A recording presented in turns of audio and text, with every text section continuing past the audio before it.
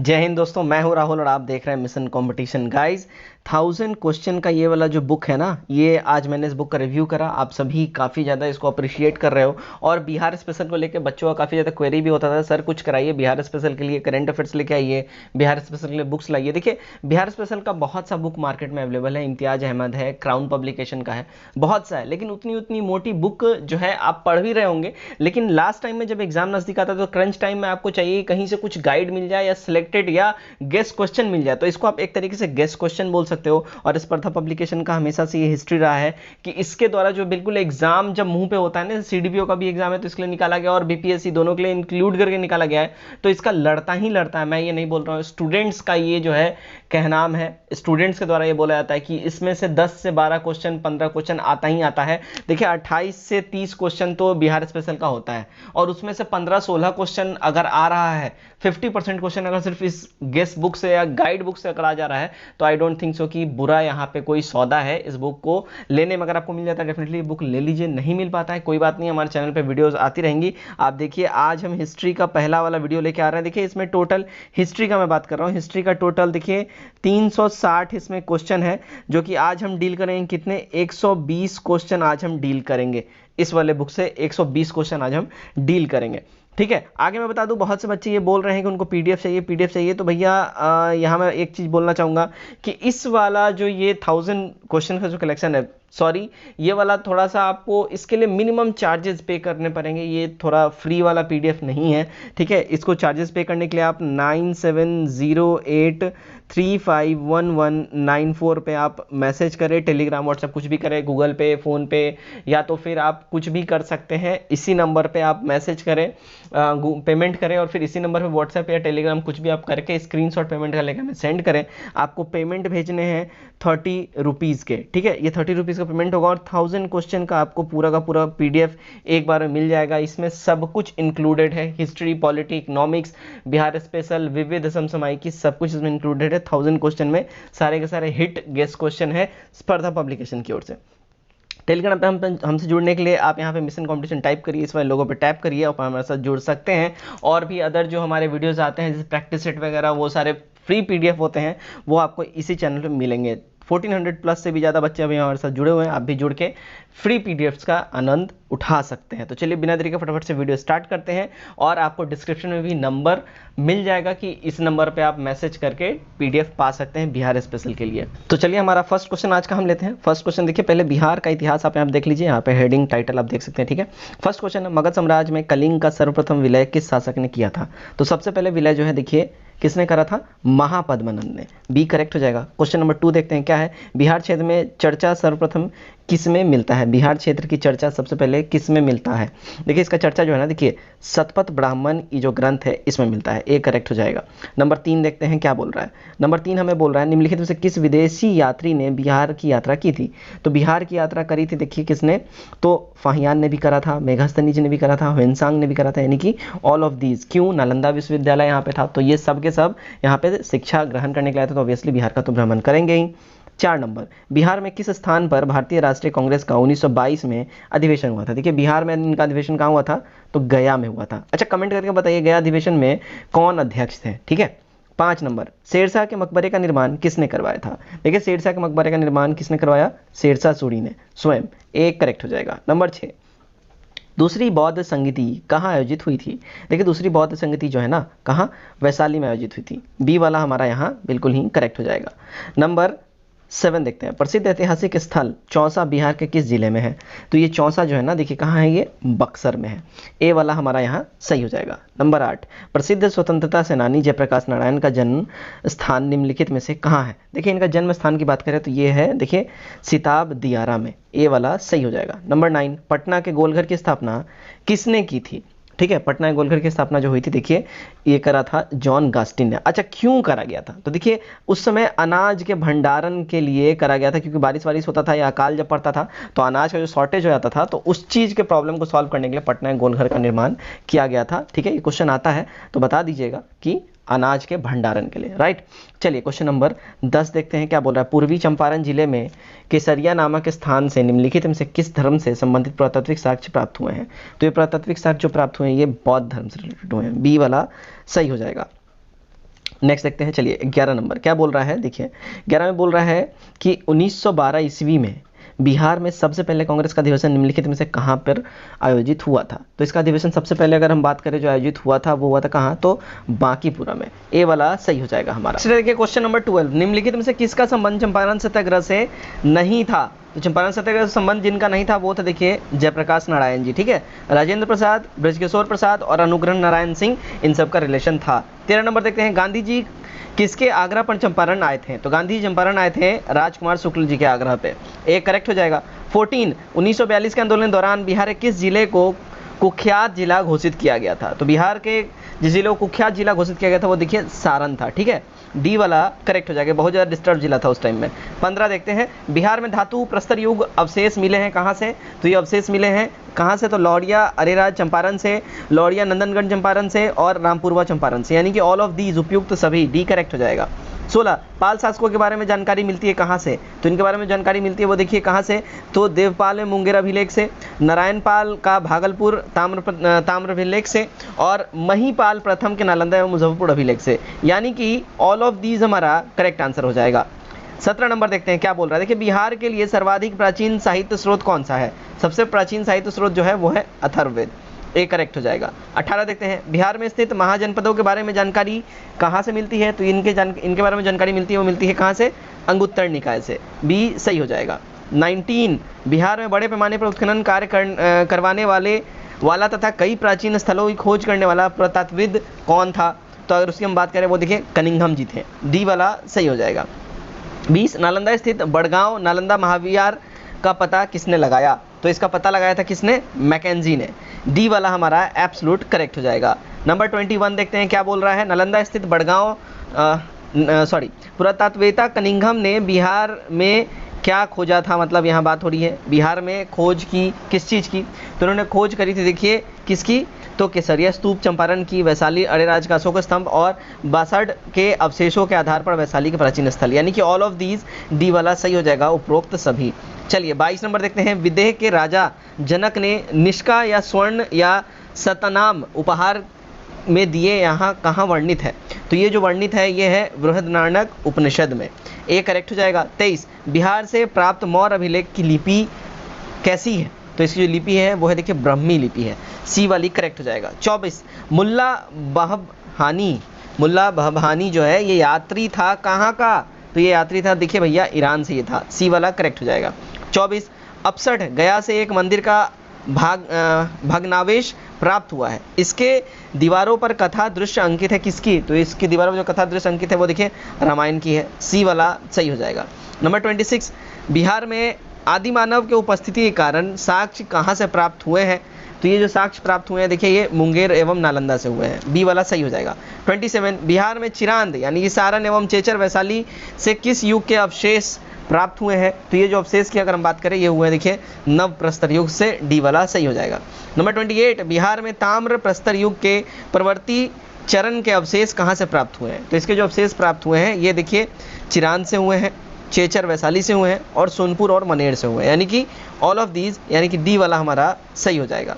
Number 29 देखते हैं, बिहार सहित पूर्वी भारत में आर्यों का आगमन हुआ था, इसका अनुमानतः कब इनका आगमन हुआ था। तो ये जो हुआ था देखिए उत्तर वैदिक काल में, अनुमानतः जो ये है ऐसा अनुमान लगाया था कि इन लोगों का आगमन तभी हुआ था। 30, बिहार सहित पूर्वी भारत में आर्यों का विस्तार सहायक था किसके। तो आर्यों का विस्तार सहायक था लोहे का उपयोग के लिए, बी करेक्ट हो जाएगा। 31, श्रुति तथा किंवदंती के अनुसार महाभारत युद्ध के समय बिहार में दो मुख्य राज कौन कौन से थे। तो वो दो मुख्य राज थे कौन, मगध और विदेह, ए वाला सही हो जाएगा। 32 देखते हैं क्या बोल रहा है, देखिए वेद में किस ग्रंथ में बिहार के विदेह राज्य में आर्यों के आगमन तथा निवास का साक्ष्य विवरण मिलता है। तो ये जो विवरण मिलता है ये शतपथ ब्राह्मण में मिलता है, ए करेक्ट हो जाएगा। 33 देखते हैं, बिहार का कौन सा राज्य आरंभ में बहुत दिनों तक आर्यवर्त के बाहर था तथा अनार्थ जाति के लोग का आवास स्थल रहा था। तो ये कौन था, तो ये था मगध, सी करेक्ट हो जाएगा। 34, बिहार का कौन सा राज्य उत्तर वैदिक काल का एक महत्वपूर्ण राज्य था। तो ये कौन था, तो विदेह था, डी करेक्ट हो जाएगा। 35, छठी शताब्दी से पूर्व में भारत में 16 महाजनपदों का उदय हुआ, इनमें से कितने महाजनपद वर्तमान बिहार के क्षेत्रों में स्थित हैं। तो ये करेंट टाइम में जो है ना देखिए कितने हैं, 3 हैं, बी सही हो जाएगा। 36, निम्न में से कौन सा महाजनपद वर्तमान में बिहार क्षेत्र में स्थित नहीं है। तो इसमें जो करेंट टाइम में जो बिहार क्षेत्र में स्थित नहीं है वो है देखिए वत्स, मगध है, वज्जी है और अंग है, ये तीनों बिहार में है, वत्स यहाँ पे नहीं है, ये यूपी में है। ठीक है, चलिए 37 देखते हैं, बिहार के किन क्षेत्रों में अंग महाजनपद स्थित है? तो बिहार के जिन क्षेत्रों में अंग महाजनपद स्थित है अगर उसकी हम बात करें वो है देखिए भागलपुर और मुंगेर, सी सही हो जाएगा। 38 अंग महाजनपद की राजधानी थी कौन सी? तो अंग महाजनपद की जो राजधानी की अगर हम बात करें ये थी कौन? तो चंपा थी, डी करेक्ट हो जाएगा। 39 बिहार के पटना तथा गया का जिला किस महाजनपद के में सम्मिलित था? तो ये सब सम्मिलित था किसमें? मगध में, बी सही हो जाएगा। 40 मगध तथा अंग महाजनपद को कौन कौन सी नदी पृथक करती है यानी अलग करती है? तो इसको अलग करती है चंपा नदी, मगध और अंग जनपद को, महाजनपद को। ठीक है, सी करेक्ट हो जाएगा। 41 बिहार में स्थित कौन सा महाजनपद 8 राज्यों का एक संघ था? तो ये कौन था? तो ये भैया थे वज्जी, बी वाली करेक्ट हो जाएगी। 42 वज्जी संघ में कौन सा राज्य सम्मिलित नहीं था? तो वज्जी संघ में जो राज्य सम्मिलित नहीं था अगर उसकी बात करें वो देखिए चेदी वंश था, डी सही हो जाएगा। 43 वज्जी संघ की राजधानी कौन सी थी? तो वज्जी संघ की राजधानी की बात करें देखिए ये कौन सा था? वैशाली था, ए करेक्ट हो जाएगा हमारा। 44 बिहार के भागों में स्थित कौन सा महाजनपद में गणतंत्र था? तो इसमें जो गणतंत्र की अगर हम बात करें ये था देखिए वज्जी महासंघ में, बी करेक्ट हो जाएगा। 45 ईसा पूर्वी 6ठी सदी में विश्व का प्रथम गणतंत्रात्मक व्यवस्था कहाँ की थी? तो ये जो व्यवस्था थी देखिए वैशाली की थी, ए वाली ही करेक्ट हो जाएगी। 46 प्राचीन भारत के 16 महाजनपदों में एक कौन था? तो इनमें जो 16 महाजनपद हैं इनमें से एक की अगर बात करें वो अंग जनपद था। ठीक है, डी वाला हमारा करेक्ट हो जाएगा। 47 महाजनपद युग में पावापुरी किसकी राजधानी थी? तो पावापुरी की अगर हम बात करें देखिए ये मल्ल गणराज्य की राजधानी थी, ए करेक्ट हो जाएगा। नेक्स्ट देखते हैं 48 जैन धर्म के वास्तविक संस्थापक और 24वें और अंतिम तीर्थंकर महावीर का जन्म कहाँ हुआ था? देखिए इनके जन्म की अगर हम बात करें ये हुआ था कहाँ? तो कुंडलग्राम में। अच्छा कुंडलग्राम कहाँ है? तो भैया ये वैशाली में है। 49 नंबर देखिए नेक्स्ट क्वेश्चन वही है, महावीर का जन्म स्थल कुंडलग्राम बिहार के किस जिले में है? तो ये बिहार के भैया देखिए वैशाली जिले में, बी करेक्ट हो जाएगा। 50 महावीर स्वामी की माता त्रिशला राजकुमारी थी कहाँ की? तो त्रिशला जो है राजकुमारी थी ये लिच्छवियों की। ठीक है, ए हमारा करेक्ट हो जाएगा, लिच्छवी नरेश चेटक की बहन थी। 51 देखते हैं महावीर स्वामी ने अपनी अंतिम उपदेश दिया था कहाँ? तो उन्होंने अपना अंतिम उपदेश दिया था पावापुरी में, ए करेक्ट हो जाएगा। 52 महावीर की मृत्यु निर्वाण हुई थी कहाँ? इनकी मृत्यु हुई थी? तो इनकी मृत्यु हुई थी देखिए पावापुरी में, यहीं पर उन्होंने अपना अंतिम भाषण मतलब जो उपदेश होता है वो दिया था। 53 प्रथम जैन संगति का आयोजन हुआ था कहाँ पे? तो इनके प्रथम जैन संगति का जो आयोजन है ये पाटलिपुत्रा में हुआ था, ए करेक्ट हो जाएगा। 54 प्रथम जैन संगति का आयोजन किसके शासन काल में हुआ था? तो ये शासन काल में हुआ था देखिए चंद्रगुप्त मौर्य के, ए करेक्ट हो जाएगा। 55 प्रथम जैन संगति की अध्यक्षता किसने की थी? तो इसकी अध्यक्षता की थी देखिए स्थूलभद्र ने, डी करेक्ट हो जाएगा। ठीक है, 56 प्रथम जैन संगति का आयोजन पाटलिपुत्र में हुआ था जिसमें कार्य हुए, कौन कौन से कार्य हुए थे? तो अगर इसमें हम बात करें तो इसमें कार्य हुए थे देखिए जैन धर्म का 2 भागों में श्वेतांबर और दिगंबर में विभाजन हो गया था, बी वाला हमारा करेक्ट हो जाएगा, यही वाला कार्य इसमें हुआ था। 57 बौद्ध धर्म के संस्थापक गौतम बुद्ध गृह त्याग के उपरांत सबसे पहले सर्वप्रथम गए कहाँ पे? ये गए थे तो सबसे पहले ये गए थे कहाँ? तो वैशाली के समीप अलाड़ कलाम के आश्रम में ये गए थे, अलाड़ कलाम इनके पहले गुरु हुए थे, बी करेक्ट हो जाएगा। 58 क्या बोल रहा है? गौतम बुद्ध को किस स्थान पर कैंडिन्य और 5 ब्राह्मण मिले थे? तो इनको मिला था कहाँ पे ये लोग? उरुवेला में, ए वाला हमारा सही हो जाएगा।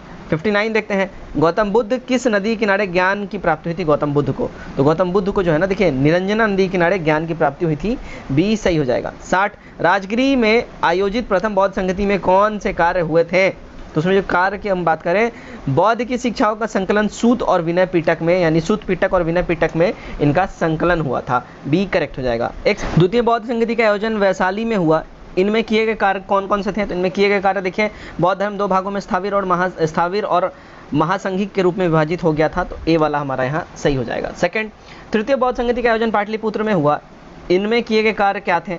तो इनमें जो किए गए कार्य थे देखिए कौन? कुछ कठोर नियम इनमें बनाए गए तथा अभिधम पिटक का संकलन हुआ, डी वाला हमारा इनमें सही हो जाएगा। 63 निम्नलिखित में से किस नगर से महात्मा बुद्ध का घनिष्ठ संबंध रहा है? तो महात्मा बुद्ध का जो घनिष्ठ संबंध की बात करें देखिए बोध गया से रहा है, राजगीर से रहा है, वैशाली से रहा है, यानी कि तीनों से रहा है, ऑल ऑफ दीज हो जाएगा। 64 महात्मा बुद्ध ने पाटलिपुत्र के विनाश के कारण की भविष्यवाणी की थी, उनमें सम्मिलित थी कौन सी? तो उनमें जो सम्मिलित कारण था वो देखिए बाढ़ था, अग्नि था और आंतरिक कलह था, यानी कि डी वाला हमारा करेक्ट हो जाएगा, सबके बारे में इन्होंने ये बात कही थी।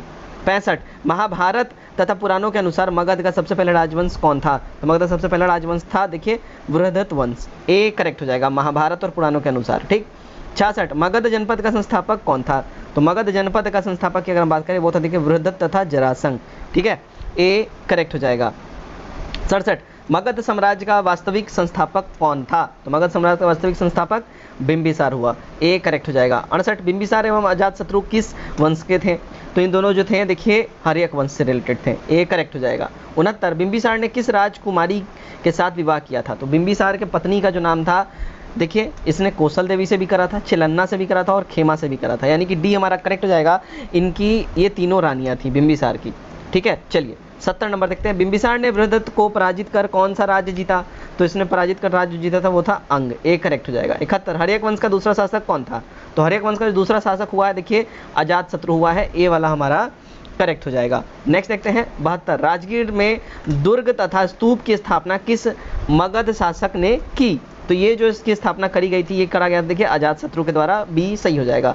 73 वज्जी संघ के लिच्छवियों को पराजित करने वाला मगध का शासक कौन था? तो ये जो मगध का शासक था देखिए ये कौन था? अजातशत्रु, बी सही हो जाएगा हमारा। 74 अजातशत्रु के साथ प्रेम संबंध के लिए चर्चित नर्तकी आम्रपाली कहाँ की थी? तो ये जो नर्तकी थी ये वैशाली से रिलेशन इसका था, सी करेक्ट हो जाएगा। 75 अजातशत्रु ने किस राज्य के साथ युद्ध में प्रथम रथमूल तथा महाशिलाकंटक नामक हथियारों का प्रयोग किया? तो इसका प्रयोग करा था किसने? लिच्छवी के नरेश ने, सी हमारा करेक्ट हो जाएगा। 76 प्रथम मगध साम्राज्य का उत्कर्ष किस शताब्दी में हुआ था? तो ये जो इसका उत्कर्ष हुआ था देखिए ईसा पूर्व 6ठी शताब्दी में हुआ था प्रथम मगध साम्राज्य का उत्कर्ष, ठीक। 77 पाटलिपुत्र नगर की स्थापना किस शासक ने किया था? तो पाटलिपुत्र नगर की स्थापना करा था देखिए उदयन ने, ठीक है, बी हमारा करेक्ट हो जाएगा। 77 क्या बोल रहा है? पाटलिपुत्र नगर की स्थापना किस शासक, अच्छा ये तो हो गया। 78 हर्यक वंश का अंतिम शासक कौन था? हर्यक वंश का जो अंतिम शासक था वो देखिए नागदशक था, बी करेक्ट हो जाएगा। 79 हर्यक वंश के बाद मगध पर किस वंश का सत्ता स्थापित हुआ? तो हर्यक वंश के बाद जो स्थापित हुआ शिशुनाग वंश का सत्ता स्थापित हुआ था। 80 सबसे पहले मगध के किस शासक ने गृहवज यानी राजगीर के अंतिम वैशाली को भी अपनी राजधानी बनाई थी? तो ये सबसे पहला कारनामा किया था किसने? शिशुनाग ने, डी हमारा करेक्ट हो जाएगा। 81 देखते हैं द्वितीय बौद्ध संगति का आयोजन किसके शासनकाल में हुआ था? तो इसका आयोजन जो है देखिए हुआ था कालाशोक के शासनकाल में, डी करेक्ट हो जाएगा। 82 द्वितीय बौद्ध संगति का आयोजन कहाँ हुआ था? तो इसका आयोजन की बात करें ये हुआ था देखिए वैशाली में, एक करेक्ट हो जाएगा। आगे बढ़ते हैं 83 द्वितीय बौद्ध संगति की अध्यक्षता किसने की थी? तो इसकी अध्यक्षता की अगर हम बात करें तो इसकी अध्यक्षता किया था किसने? सबाकामी ने, एक करेक्ट हो जाएगा। 74 मगध के किस शासक को कली का अंश परशुराम अवतार क्षत्रियों का नाश सर्वसंत्राक एमच्छक और एकराट कहा गया है? ये कहा गया देखिए महापद्मानंद को, डी करेक्ट हो जाएगा, ठीक है। 85 प्रथम बौद्ध संगति का आयोजन किसके शासनकाल में हुआ था? तो इसका आयोजन हुआ था किसके शासनकाल में? अजातशत्रु के, बी करेक्ट हो जाएगा। 86 प्रथम बौद्ध संगति का आयोजन कहाँ हुआ था? तो इसका आयोजन जो है अगर हम बात करें ये राजगीर में हुआ था, यानी कि ए हमारा सही हो जाएगा। 87 प्रथम बौद्ध संगति का अध्यक्षता किसने की थी? तो इसकी अध्यक्षता की बात करें वो देखिए महाकश्यप ने की थी, एक करेक्ट हो जाएगा। 88 मगध साम्राज्य में कलिंग का विलय सबसे पहले किया था किसने? तो इसका विलय सबसे पहले किया था किसने? महापद्मानंद ने, डी करेक्ट हो जाएगा। 89 निम्नलिखित से मगध का कौन सा राजा सिकंदर महान का समकालीन था? तो ये समकालीन की बात करें ये देखिए घनानंद था, बी वाला करेक्ट हो जाएगा। 90 चंद्रगुप्त मौर्य ने मगध की सत्ता किसकी सहायता से प्राप्त की थी? तो इन्होंने सत्ता जो प्राप्त की थी ये चाणक्य की सहायता से की थी, ए सही हो जाएगा। 91 यूनानी दूत मेघास्तनीज ने किसके दरबार में पाटलिपुत्र आया था? तो ये आया था देखिए चंद्रगुप्त मौर्य के दरबार में, डी करेक्ट हो जाएगा। 92 मेघास्तनीज का पाटलिपुत्र आगमन कब हुआ था? तो इसका आगमन हुआ था देखिए 315 ईसा पूर्व में। 93 चंद्रगुप्त मौर्य के दरबार में मेघास्तनीज को भेजने वाला शासक कौन था? तो वो शासक था कौन? सेल्यूकस निकेटर, बी करेक्ट हो जाएगा। 94 किस शासक के शासनकाल के समय 12 वर्षों का भीषण अकाल पड़ा था? तो ये 12 वर्षों का जो अकाल पड़ा था देखिए ये चंद्रगुप्त मौर्य के टाइम में पड़ा था, डी वाला सही हो जाएगा। 95 चंद्रगुप्त मौर्य का प्रधानमंत्री कौन था? तो चंद्रगुप्त मौर्य का जो प्रधानमंत्री था वो देखिए चाणक्य था, ए हमारा करेक्ट हो जाएगा। 96 किससे मुक्ति दिलाने के कारण चंद्रगुप्त मौर्य को भारत का मुक्तिदाता कहा जाता है? तो इसने मुक्ति दिलाया था यूनानियों से, बी सही हो जाएगा। 97 वह स्रोत जिसमें पाटलिपुत्र के शासन का वर्णन उपलब्ध है कौन सा स्रोत है? वो है देखिए इंडिका, ठीक है। किसके द्वारा लिखा गया? मेघास्तनीज के द्वारा, ठीक है। 98 मेघास्तनीज की पुस्तक का नाम क्या है? तो मेघास्तनीज की पुस्तक का नाम है देखिए इंडिका, डी करेक्ट हो जाएगा। 99 पाटलिपुत्रा की शासन व्यवस्था का विस्तृत विवरण किस विदेशी यात्रा के वृत्तांत में मिलता है? तो ये इसका विवरण मिलता है मेघास्तनीज की किताब इंडिका में। चलिए 100 चंद्रगुप्त मौर्य के उपरांत मौर्य साम्राज्य का शासक कौन बना? तो वो बना था बिंदुसार, डी वाला सही हो जाएगा। 101 किस मौर्य शासक के दरबार में आजीवक भविष्यवक्ता पिंगलवत्सा रहता था? तो ये किसके दरबार में रहता था? तो ये रहता था देखिए चंद्रगुप्त मौर्य के, ए करेक्ट हो जाएगा। 102 अशोक द्वारा अपने पड़ोसियों के साथ मैत्रीपूर्ण संबंध का उल्लेख मिलता है कहाँ? तो ये उल्लेख मिलता है देखिए 13वें शिलालेख में अशोक के, सी करेक्ट हो जाएगा। 103 तृतीय बौद्ध संधि का आयोजन किसके शासनकाल में हुआ था? तो इसका आयोजन हुआ था देखिए अशोक के शासनकाल में, ठीक है, डी सही हो जाएगा। 104 तृतीय बौद्ध संगति की अध्यक्षता किसने की थी? तो इसकी अध्यक्षता की बात करें, ये करा था देखिए मोगलीपुत्र तिस ने, एक करेक्ट हो जाएगा। 5 तृतीय बौद्ध संगति का आयोजन कहाँ हुआ था? तो इसका आयोजन हुआ था कहाँ? पाटलिपुत्रा में, डी वाला सही हो जाएगा। 6 तृतीय बौद्ध संगति का आयोजन कब हुआ था? तो इसका आयोजन हुआ था कब? तो ये हुआ था देखिए 251 ईसा पूर्व में। 107 किस युद्ध में हुई भारी तबाही तथा जानमाल की हानि को देखकर अशोक का हृदय परिवर्तित हुआ और उसने युद्ध नीति त्याग कर धर्म नीति की घोषणा करी? तो ये युद्ध था कलिंग का युद्ध, ए करेक्ट हो जाएगा। 108 अशोक का धर्म क्या था? देखिए अशोक का जो धर्म है ना, ये नैतिक आचरण संहिता थी। 109 अशोक के स्तंभ लेख बिहार के किस जिले में प्राप्त हुई है? तो ये बिहार के देखिए चंपारण जिले से प्राप्त हुई है, सी करेक्ट हो जाएगा। 110 बिहार से प्राप्त होने वाली अशोक के स्तंभ लेख नहीं है किसके? तो ये स्तंभ लेख नहीं है देखिए रुम्मनदेई के, सी वाला सही हो जाएगा। 111 अशोक के समय मौर्य साम्राज्य में 5 प्रांत का उल्लेख मिलता है। प्राची या प्राची प्रांत पूर्व प्रदेश की राजधानी थी किसकी? तो ये जो राजधानी थी देखिए भैया पाटलिपुत्रा की थी, डी वाली सही हो जाएगी, ठीक। 112 पाटलिपुत्र में स्थित चंद्रगुप्त का महान मुख्यतः बना था कौन? तो ये जो महान मुख्यतः बना था ये लकड़ी का बना था महल, इसका सी करेक्ट हो जाएगा। 113 चंद्रगुप्त मौर्य का राज प्रसाद स्थित था कहाँ? तो इसका जो ये स्थित था कहाँ था? कुम्हार पटना में, ए वाला सही हो जाएगा। 114 किस विद्वान ने चंद्रगुप्त मौर्य के राजप्रसाद के बारे में कहा है कि इसका शान शौकत जो है इसका मुकाबला ना तो सूसा और ना एक बेतना कर सकते हैं? ये कहा है किसने? एरियन ने स्टेटमेंट दिया है, ए करेक्ट हो जाएगा। 115 चंद्रगुप्त मौर्य के राजप्रसाद के बारे में किसने कहा है कि यह प्रसाद मानव कृति नहीं है वर्ण देवों के द्वारा निर्मित है? ये कहा है किसने? फाहियान ने, बी सही हो जाएगा। नंबर 116 क्या बोल रहा है? किस शासक ने गया के निकट बराबर की पहाड़ी में आजीविकों के लिए गुफाओं का निर्माण करवाया था? तो ऐसा काम करा था किसने? अशोक ने, सी वाला सही हो जाएगा। 118 पाटलिपुत्र के नगर निर्माण तथा सुंदरता का वर्णन किया है किसने? तो ऐसा करा है मेघास्तनीज ने, बी वाला हमारा एब्सोल्यूट करेक्ट हो जाएगा। नेक्स्ट देखते हैं हम, नेक्स्ट है हमारा क्वेश्चन नंबर 118, ठीक है, यस क्वेश्चन नंबर 118 वह स्तंभ जिसमें अशोक ने स्वयं को मगध का सम्राट बताया है, कौन सा स्तंभ है वो? तो वो स्तंभ है भैया देखिए भब्रू स्तंभ, ठीक है, डी वाला करेक्ट हो जाएगा। 119 मौर्य वंश के बाद मगध पर किस वंश का शासन स्थापित हुआ?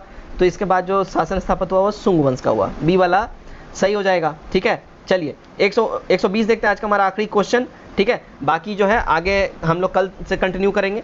तो शुंग वंश का संस्थापक कौन था? तो शुंग वंश का संस्थापक था देखिए पुष्यमित्र शुंग, ये हमारा करेक्ट हो जाए। तो गाइज ये था हमारा बिहार स्पेशल से हिस्ट्री का सेट 1, ठीक है, कल आपको सेट 2 मिल जाएगा और ये जो है 3 सेटों में ये हिस्ट्री पूरा खत्म हो जाएगा जिसमें 360 क्वेश्चन का कलेक्शन है। वीडियो ज़्यादा लंबा ना हो इसलिए मैं 3 सेट में लेके आऊँगा, आप इसको फटाफट से पढ़ सकते हैं।